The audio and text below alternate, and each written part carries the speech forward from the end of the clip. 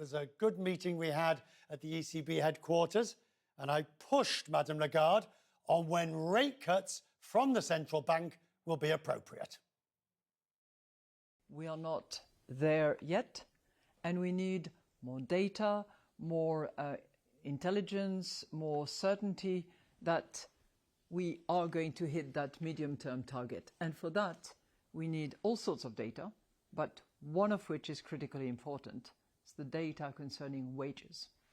Inflation numbers, for understandable reasons, have risen in some in some important countries. We expected that, and we knew it was going to happen. So we went from 2.4 in November to 2.9 in December. We actually had anticipated a little more than that. But be that as it may, we are on a disinflationary trend, no question about it.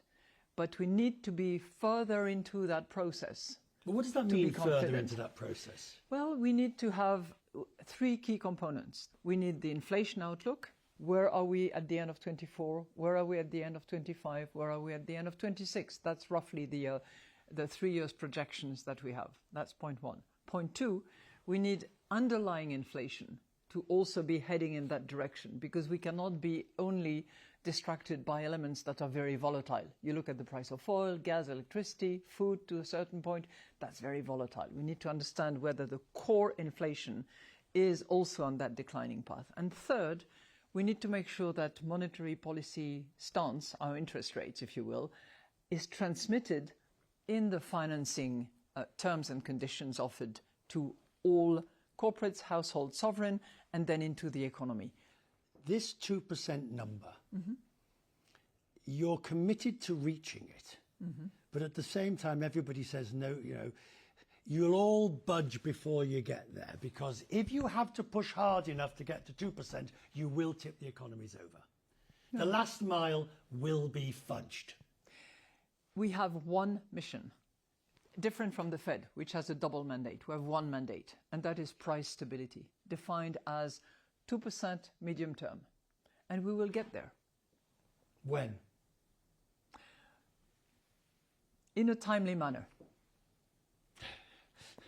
The reluctance to give me or anybody some idea that you are more thinking of cutting before the end of the year than not, or some form of indication where you are in the process. I think, Richard, I think everyone from the biggest hawks to the smallest doves, I think we all agree that the next move will be next move, meaning if we don't hold, okay? Yes. If we have the option of either cutting or hiking, will be a cut. I'm not suggesting that this is the next move. There might be a hold and a hold and a hold and a hold, but the next move will be downward. I think everybody accepts that. It's when. You're not giving me anything that suggests it might be sooner rather than later. No, and I shouldn't. I cannot at the same time say we are data dependent and tell you sooner rather than later. Cannot do that. I've read your words on what you said about the election of Donald Trump very carefully. And at one level, it's unimpeachable, pardon the phrase, in the sense that you were merely stating the obvious. If he's elected, he has a range of policies that will be very difficult for the European values. But the fact that you said it, the mere fact that you said it when most people are running for the hills to say nothing controversial, do you regret saying that? No, I don't.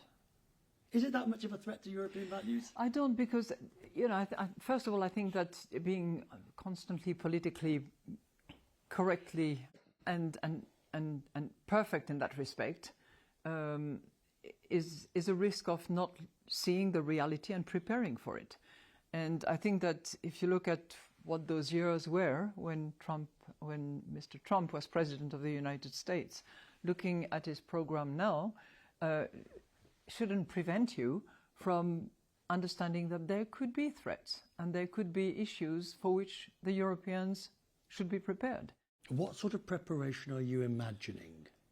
Let me give you two examples. Please. The first one is what I call the capital market union, transforming access to finance for SMEs, small, medium-sized enterprises, for large corporates, moving away from lending and more to equity in order to facilitate and encourage innovation. Second example, we have something that is called here the single market.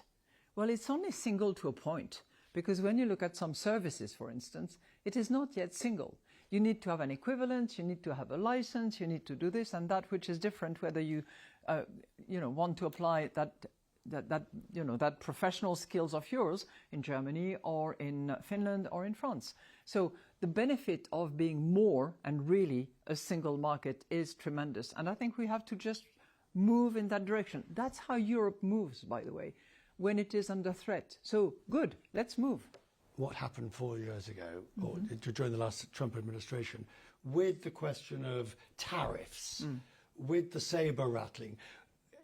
I mean, you are really saying, if I understand you, don't be surprised if it happens again, certainly not now, we've been warned. That's correct. And therefore, let us prepare for that. Let us prepare for potential tariffs, for potential harsh decisions that would be unexpected. So let us be strong at home.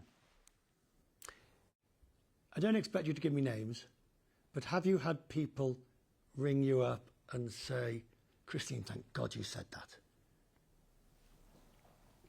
I won't give you names. Christine Lagarde. We'll have more from her, and in fact, not only tonight, but throughout the course of the week, as she shows me round the ECB